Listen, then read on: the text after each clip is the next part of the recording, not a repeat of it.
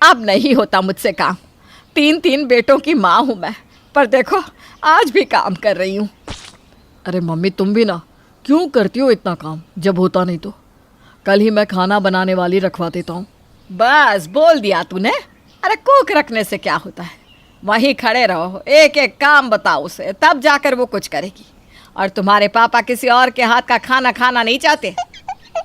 Mummy अब थोड़ा compromise तो करना पड़ेगा ना। अरे तू नहीं जानता बेटा, उनकी निगरानी रखनी पड़ती है, वरना इनका क्या है, चोरी करके ले जाए राशन। नुकसान तो हमारा होगा। कोई नोटों की गड्डियाँ तो रखी नहीं घर पर, क्या अगर कुछ चला भी जाए तो अफसोस ना हो। अरे भाई बचत करके चलना पड़ेगा ना।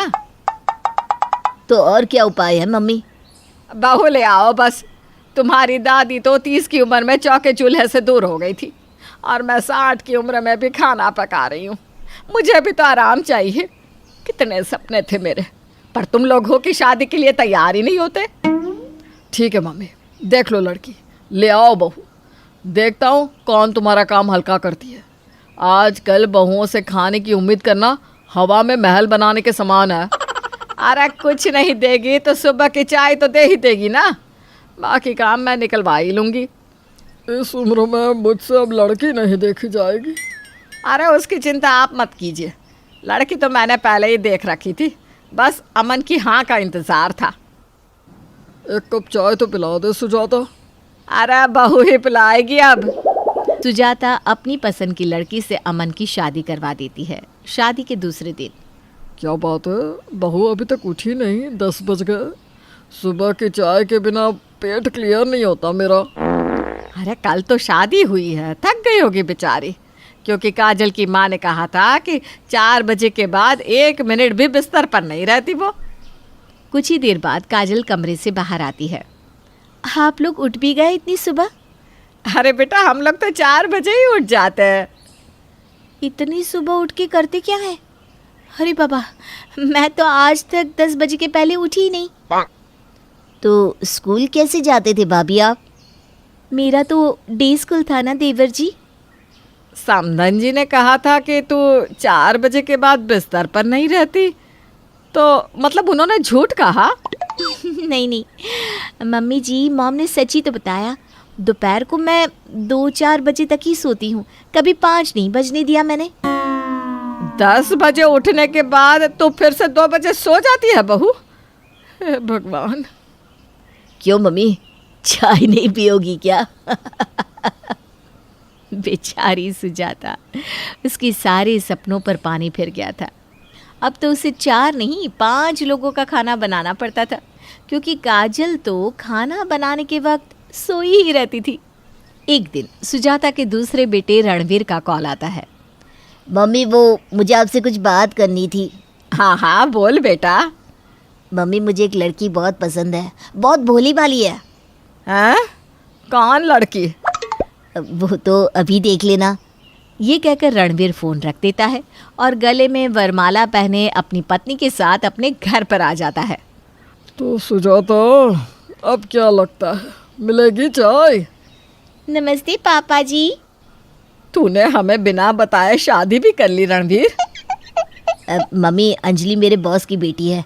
सर तो रेडी ही नहीं हो रहे थे, तो हमने छिपकर शादी कर ली। अंजलि बेटा, खाना वाना बना लेती हो ना? हाँ आंटी, खाना खा लेती हूँ, बनाते तो कुक थे ना घर पर। सुजाता सर पीट लेती है। अब उसे 2 और लोगों का खाना जो बनाना था। बेचारी सुजाता। इसी तरह कुछ दिन बीतते हैं और इन दिन गुस्से में सुजाता कहती है, ये तो हद हो गई है, किसी को कोई काम नहीं करना। अब मैं बस निखिल और निखिल के पापा के लिए खाना बनाऊंगी, बाकी तुम दोनों अपना और अपने अपने पतियों का देख लो। अब सुजाता बस एक ही बार सुबह खाना बनाकर रख देती, जो तीनों माँ बेटे खा लेते। ना सुबह काजल वक्त पर उठती और ना ही अंजलि। 2 लड़कों को काम पर भूखे ही जाना पड़ता। दोपहर के वक्त, आई एम हंग्री। मुझे भी बहुत भूख लग रही है, बाहर से ऑर्डर कर ले क्या? हाँ ये सही है। काजल और अंजलि अब बाहर से ही खाना ऑर्डर करके खाने लगती है और अपने पतियों को भी खिलाने लगती है। लगातार बाहर का खाना खाने के कारण अमन की तबीयत बिगड़ जाती है। मेरा पेट काजल। ओ गॉड, अचानक आपको क्या हो गया? मम्मी जी देखिए ना। हाँ, मैंने डॉक्टर को बुलाया है, आता होगा वो। कुछ देर में डॉक्टर उनके घर पहुंचते हैं और अमन को डायग्नोस करते हैं। लगता है बाहर का खाना कुछ ज़्यादा ही खाते हैं आप। घर का खाना खाइए वरना दिक्कत हो सकती है। अभी के लिए दवाई लिख दी है, दर्द कम हो जाएगा, डोंट वरी। इतने दिन बाहर का खाना खाने के कारण शायद ऐसा हो रहा है। मुझे तो लगा था कि मेरे खाना ना बनाने पर तुम लोग खुद कुछ कोशिश करोगी, पर तुम लोग ने तो आसान रास्ता अपना लिया। देखो अब कौन भुगत रहा है। अब मैं कुकिंग करूँगी मम्मी जी, घर पर ही खाना बनाऊँगी। मुझे तो लगता है निखिल की भी शादी कर देनी चाहिए, फिर हम तीनों एक टाइम खाना बना लेंगे, किसी को दिक्कत ही नहीं होगी। और ऐसा ही होता है। सुजाता की तीसरी बहू भी आ जाती है और अब तीनों एक एक वक्त खाना बनाने लग जाती है। पर सुबह उठना अब भी एक मसला था। अरे कोई चाय पिलाएगा क्या? अरे कोई चाय बनाए तो मुझे भी दे देना। 9 बजे नाश्ता बनाने स्नेहा कमरे से बाहर आती है। बहू चाय पिला दे, बड़ी बदहजमी हो रही है। थोड़ी जल्दी उठ जाया करना बहू। कोई मुझे रात भर काम करवा ले पर उठने को ना बोले मम्मी जी, उठा नहीं जाता मुझसे जल्दी। स्नेहा रसोई में जाकर चाय बनाकर लाती है। तभी अंजलि और काजल सर पकड़े कमरे से बाहर आती हैं। अरे क्या हो गया तुम दोनों को? सुबह चाय चाय की आवाज़ से सर में दर्द हो गया है, अब मुझे चाय पीनी पड़ेगी। एक शाम सुजाता और भैरव साथ बैठे होते हैं। भैरव कुछ सोच रहा होता है। क्या हुआ जी, क्या सोच रहे हो? इस चाय के मसले का हल सोच रहा हूँ, कुछ तो करना ही पड़ेगा। चलो मिल गया उपाय। रात को खाने के टेबल पर मैं अपनी जायदाद का बंटवारा करना चाहता हूँ। 4 हिस्से, 20-20% तुम तीनों भाइयों का और 40 मेरा। मरते वक्त मैं उसे दे जाऊंगा जो इस बूढ़े को वक्त पर चाय पिला दे, मुझे समय पर खाना दे दे। ये बात सुनते ही तीनों बहुओं के कान खड़े हो जाते हैं और फिर सोचने की ज़रूरत ही नहीं कि अगली सुबह क्या हुआ होगा। सुबह 5 बजे। पापा जी उठ जाइए, चाय का वक्त हो गया है। नाश्ता अभी तैयार कर दूं क्या पापा जी? पापा जी को फ्रूट्स खाने हैं पहले, है ना पापा जी? दिनों पहले ही ऋतिक ने संजना नाम की एक लड़की से लव मैरिज की थी। संजना एक आंख से कानी थी, जिस वजह से उसकी सास और ननद दोनों उसे बिल्कुल पसंद नहीं करती थी और उसे अपशकुनी कहकर हमेशा ताने मारा करती थी। पता नहीं मैंने पिछले जन्म में कौन से बुरे कर्म किए थे जो मेरा नालायक बेटा कानी लड़की को मेरी बहू बनाकर ले आया। हाँ माँ, तुमने बिल्कुल सही कहा। भाई को तो जरा भी अकल नहीं है। काने लोगों से तो लोग एक हाथ दूर बचकर निकलते हैं और भाई इस कानी लड़की को लाकर हमारे सर पर बिठा गया। अब क्या करे बेटा, उसे झेलना ही पड़ेगा। अच्छा सुन, शाम को ना तुझे लड़के वाले देखने आ रहे हैं, वो बहुत बड़े घर के हैं। तू पार्लर जाकर अपना ये हुलिया ठीक कर ले। मैं चाहती हूँ एक ही बार में तू लड़के वालों को पसंद आ जाए। बस एक बार उस घर में तेरी शादी हो जाए, फिर तू महारानी की तरह राज करेगी। तुम चिंता मत करो माँ, देखना मैं पार्लर से परी की तरह तैयार होकर आऊंगी। लड़का मुझे देखते ही मुझ पर लट्टू हो जाएगा। उसके बाद पिंकी पार्लर से ढेर सारा मेकअप करवाकर घर आ जाती है। दूसरी तरफ नंदा बाजार से पिंकी के लिए एक बहुत ही महंगी ड्रेस खरीद कर ले आती है। देखते ही देखते शाम हो जाती है। नंदा अपनी बहू संजना को आंखें दिखाते हुए कहती है, सुन बहू, थोड़ी ही देर में लड़के वाले आ जाएंगे। मैं चाहती हूँ कि तू अपने कमरे में ही रह। लेकिन आप ऐसा क्यों कह रही हो मम्मी जी? मैं भी लड़के वालों से मिलना चाहती हूँ। अरे तू मिलकर क्या करेगी? तू तो एक नंबर की मनहूस है। अगर तू लड़के वालों के सामने गई ना तो कहीं ऐसा ना हो कि मेरी बेटी का रिश्ता जुड़ने से पहले ही टूट जाए। मैं किसी प्रकार का खतरा मोल नहीं लेना चाहती। मैंने कह दिया ना, तू अपने कमरे में ही रहेगी। बेचारी संजना दुखी होकर अपने कमरे में चली जाती है। दूसरी तरफ नंदा लड़के वालों के लिए मिठाई खरीदने पास की दुकान पर चली जाती है। उधर पिंकी रसोई घर में चाय नाश्ता तैयार करने लगती है। संजना जानती थी कि पिंकी को रसोई का काम ठीक से नहीं आता, इसलिए वो उसकी मदद करने रसोई घर में पहुंच जाती है। पिंकी, तुम्हें ठीक तरह से चाय बनानी नहीं आती ना? लाओ मैं चाय बना देती हूँ। उसके बाद संजना चाय बनाकर कमरे में वापस चली जाती है। थोड़ी देर बाद लड़के वाले वहां आ जाते हैं। नंदा लड़के वालों के सामने अपनी बेटी पिंकी की तारीफों के पुल बांधना शुरू कर देती है। अब क्या बताऊं, मेरी बेटी इतनी गुणवान है कि सारा मोहल्ला उसकी तारीफ करता है। अरे पिंकी बेटी, जल्दी से चाय लेकर तो आओ। पिंकी मुस्कुराते हुए चाय लेकर हॉल में दाखिल होती है, लेकिन तभी अचानक टाइल्स के ऊपर उसकी सैंडल का हिल फिसल जाता है और वो गर्मा गर्म चाय लेकर धड़ाम से गिर पड़ती है। गिरते ही पिंकी के सामने के 2 दांत टूट जाते हैं। हाय मर गई, मेरे दांत टूट गए। अरे अरे बेटा, ये क्या हो गया? माँ, इस लड़की के तो दांत टूट गए। जरा इसकी शक्ल तो देखो, ये तो डरावनी चुड़ैल की तरह दिख रही है। नहीं नहीं माँ, मैं अब इससे शादी नहीं करूंगा। बेटा तूने सही कहा, मैं भी इसे अपनी घर की बहू नहीं बना सकती। चलो निकलते हैं यहाँ से। अरे रुक जाइए, सिर्फ दांत ही तो टूटे हैं, ये तो मैं नए लगवा दूंगी। मेरे बेटे को तुम्हारी बेटी पसंद नहीं है, और वैसे भी जिस लड़की को ठीक तरह से चलना भी नहीं आता, उसे अपने घर की बहू बनाकर मैं अपनी हंसी नहीं करवाना चाहती। चलो हटो। उसके बाद लड़के वाले मुंह बनाकर वहां से चले जाते हैं। तभी पिंकी रोते हुए नंदा से कहती है, माँ, ये सब भाभी की बनाई हुई चाय की वजह से हुआ है। सच में भाभी बहुत ही मनहूस है। अगर मैं उनकी बनाई हुई चाय लेकर नहीं आती तो मैं जमीन पर नहीं गिरती। अरे मैंने तो उस पनौती को कमरे के अंदर रहने के लिए कहा था, फिर भी वो रसोई घर में गई क्यों?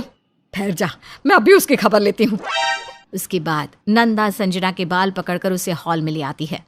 देख मनहूस, तेरी वजह से मेरी बेटी के 2 दांत टूट गए। मेरी बेटी की शादी टूटने की सिर्फ तू जिम्मेदार है। जब मैंने तुझसे कहा था कि तू अपने कमरे में रहेगी, तो फिर तू रसोई घर में गई क्यों? मम्मी जी, इस पे मेरा क्या कसूर है? मैं तो पिंकी की मदद करने गई थी। आप तो जानती हो पिंकी को चाय बनाना नहीं आता। मुझसे जबान लड़ाएगी है? ठहर जा, अभी बताती हूँ तुझे। लेकिन तभी ऑफिस से ऋतिक घर आ जाता है। अरे ये सब क्या हो रहा है माँ? तुमने संजना के बाल क्यों पकड़ रखे हैं?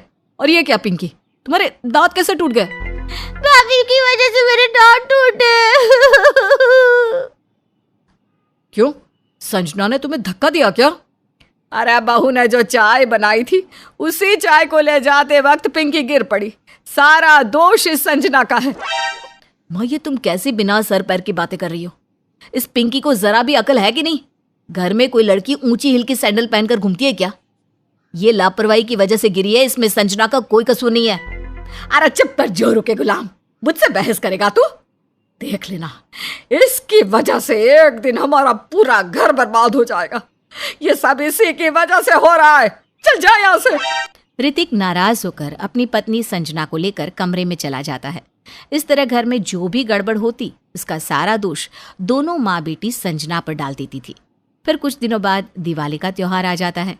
नंदा और पिंकी दोनों संजना को पूजा नहीं करने देती। जब ये बात ऋतिक को पता चलती है तो वो लक्ष्मी माँ की एक मूर्ति लाकर संजना के साथ अपने कमरे में ही पूजा करने लगता है।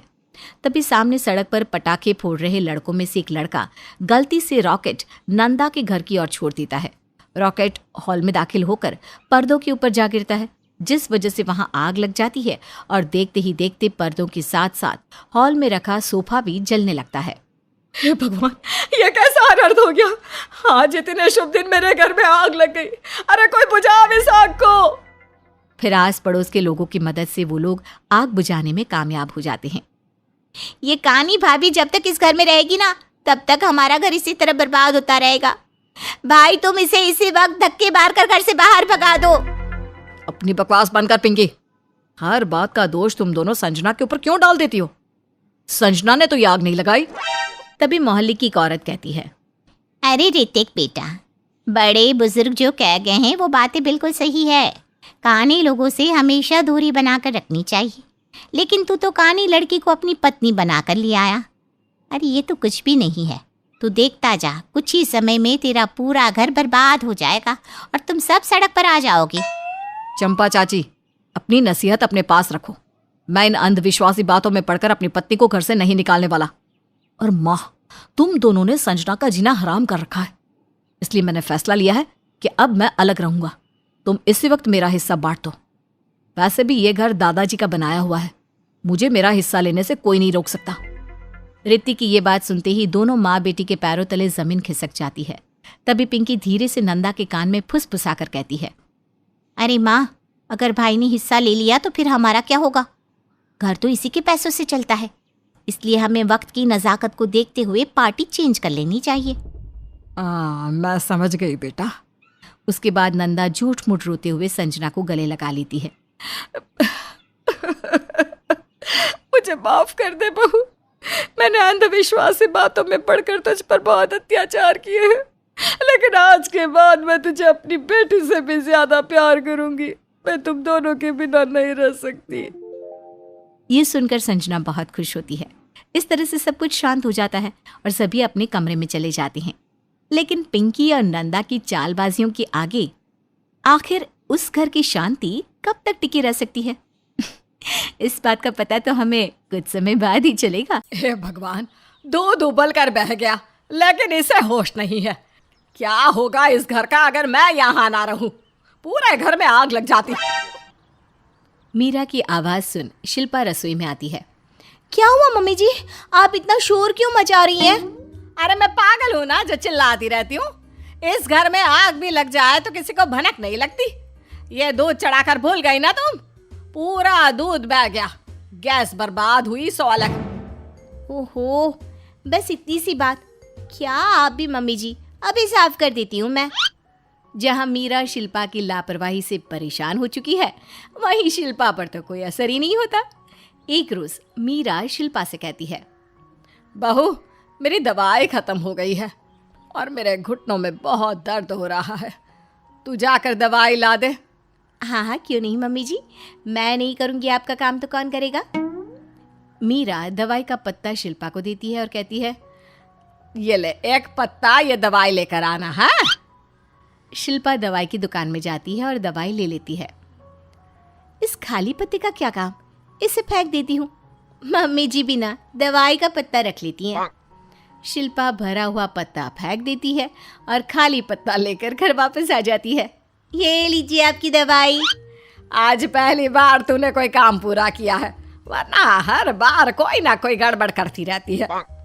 मीरा जैसे ही पत्ता देखती है, उसका पारा 7वें आसमान पर चढ़ जाता है और वो चिल्लाती हुई कहती है, वही मैं सोचूं, तू कभी कोई काम पूरा कर ही नहीं सकती, तो आज कैसे कर दिया? यह दवाई का पत्ता खाऊं क्या? मम्मी जी, एक गलती हो गई, फिर ला दूं? अरे रहने दे, माफ कर तू मुझे। यूं ही दिन बीतने लगते हैं। मीरा शिल्पा से परेशान होकर बैठी रहती है। तभी उसकी पड़ोसन आकर कहती है, क्यों रे मीरा, इतना मुंह लटका के क्यों बैठी है? अरे क्या करूं, मैं अपनी बहू से दुखी हो गई हूँ। मजाल है कोई भी काम ढंग से कर दे, एक काम को और 4-4 बार करना पड़ता है। अरे करने की बजाय बढ़ा देती है उसे। अच्छा, कम से कम काम तो करती है। तुझे तो खुश होना चाहिए कि तेरी बहू तेरी इतनी खरी खोटी सुनती है। कईयों की बहुएं तो कुछ करती भी नहीं और उल्टा सास को ही सुना देती है। ये दुखी नहीं, खुश होने की बात है। अब चल थोड़ा घूम कर आते हैं। सीता की बातें मीरा के दिमाग में घूमने लगती है और मन ही मन वो कहती है, ये सीता भी कुछ भी कहती रहती है। इसकी बहू अच्छी है ना, तो ये बातें उसके मुंह से निकल रही है। एक रोज मीरा और शिल्पा मॉल जाते हैं। मम्मी जी, यहाँ बहुत ऑफर चल रहे हैं, एक से एक चीजें मिल रही है, जल्दी चलिए ना। अरे चल तो रही हूँ, दौड़ने लगूं क्या अब?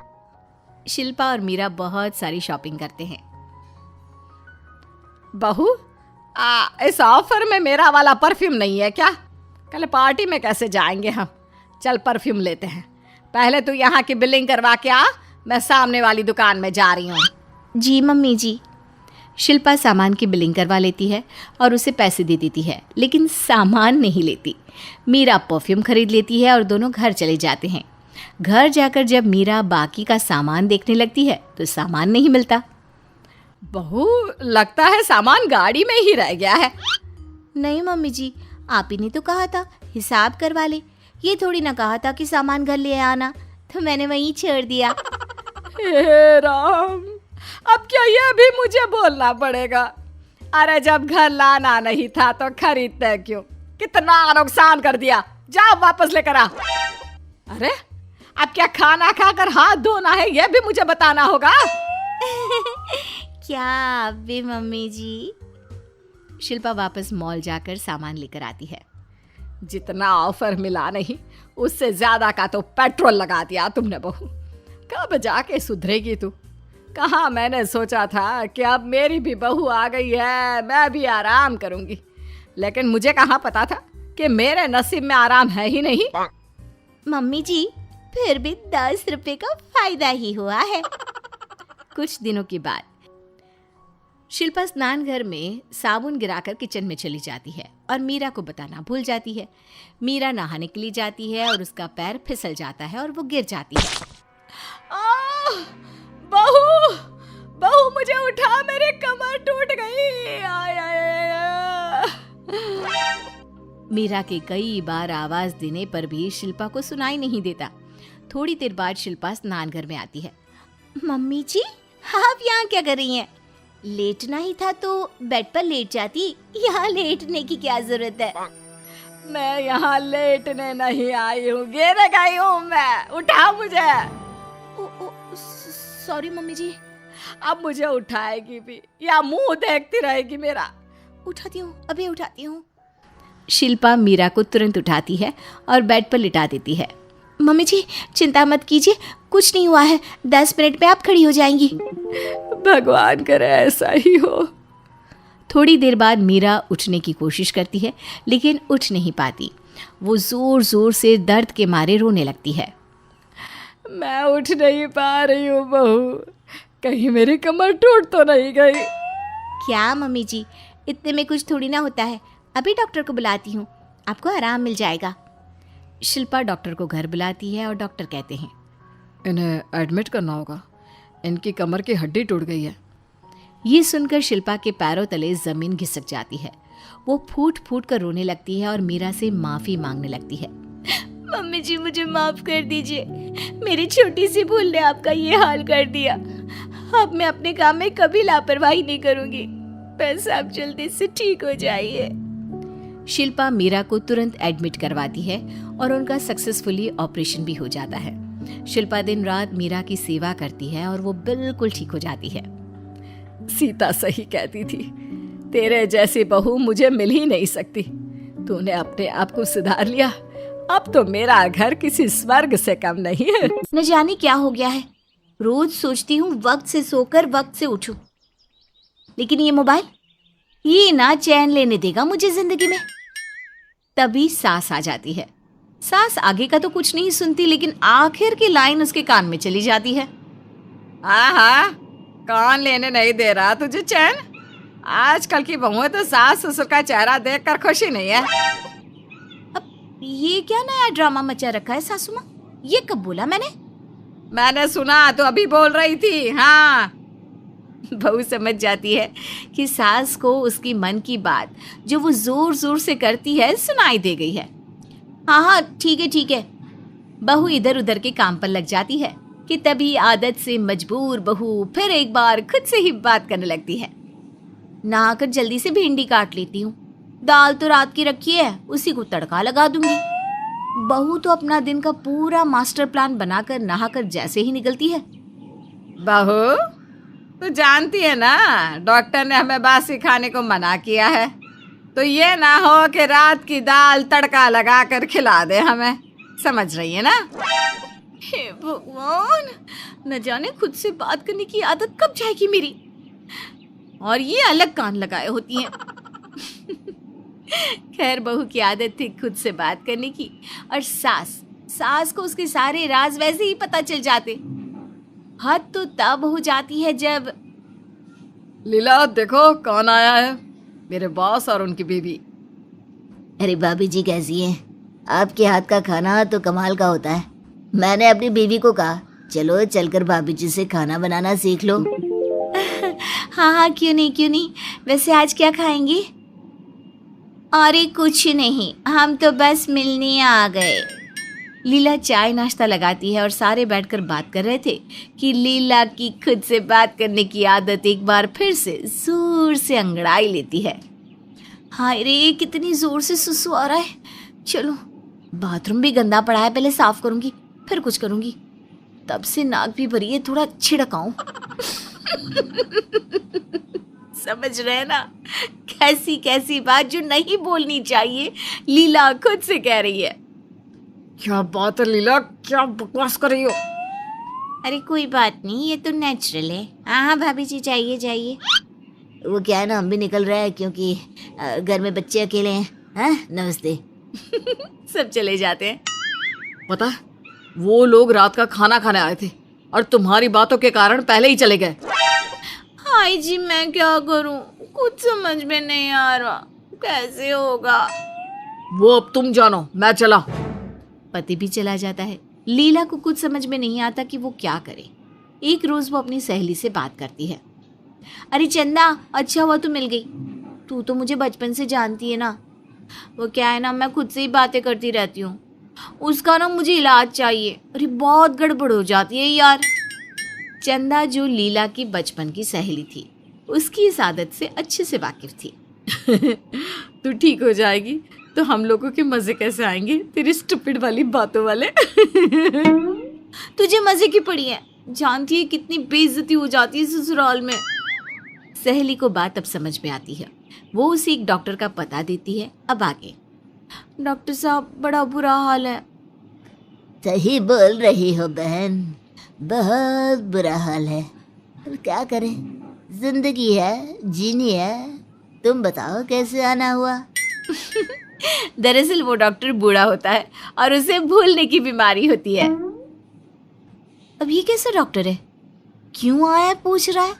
अरे बीमार हूँ, खुद से बात करने की बीमारी है, इसलिए आई हूँ। अब लीला जो खुद से बात कर रही थी वो डॉक्टर सुन लेते हैं और उसे भी याद आ जाता है कि वो तो एक डॉक्टर है।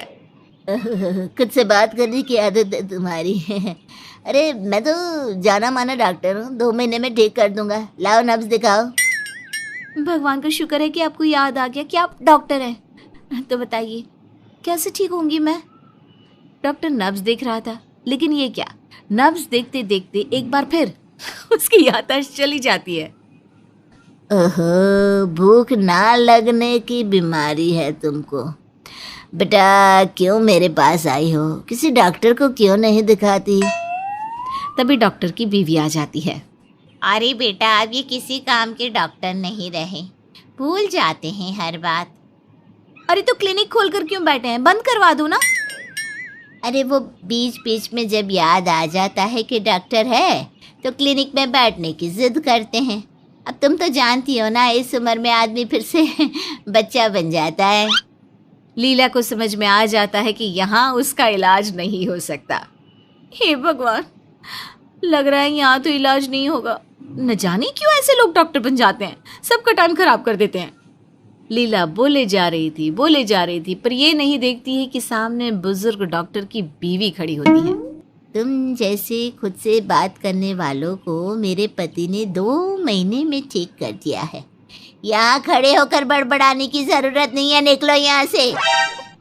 क्या करती लीला, घर आ जाती है और सास के सामने, माँ पापा ने न जाने क्यों मेरी इस बीमारी का कोई इलाज ही नहीं करवाया।